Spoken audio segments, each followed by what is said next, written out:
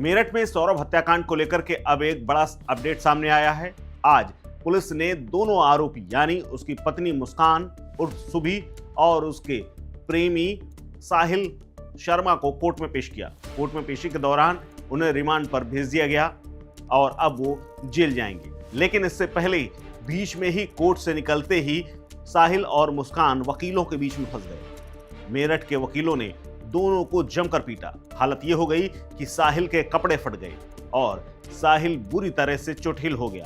वकीलों ने जब पुलिस उन्हें लेकर के कोर्ट कंपाउंड से बाहर निकलने का प्रयास कर रही थी और जेल पहुंचाने के लिए जा रही थी, तभी सैकड़ों की संख्या में वकीलों ने घेर लिया और इस सनसनीखेज वारदात को अंजाम देने वाले दोनों के ऊपर थप्पड़ बरसने लगे। यहां तक कि गाड़ी में बैठने के बीच में भी साहिल को जमकर पीटा गया। दरअसल साहिल मुख्य आरोपी है और वो खुद नशेड़ी है। उसे गांजा पीने का अच्छा खासा शौक है और कई सालों से इस नशे की चपेट में। इसीलिए उसने अपनी पड़ोस में रहने वाली अपनी दोस्त की पत्नी मुस्कान को भी गांजा पीना सिखा दिया। दोनों सिगरेट में गांजा भर करके दोनों पीते थे।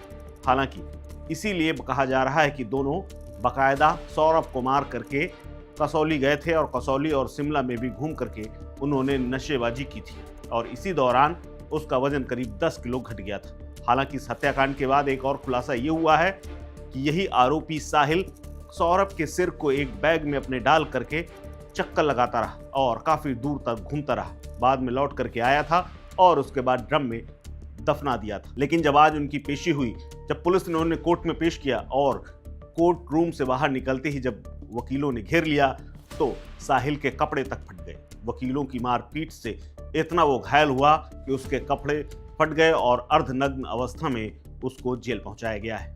कैसी रही तस्वीरें और क्या कुछ हुआ है कोर्ट कंपाउंड में, इन तस्वीरों में देखिए।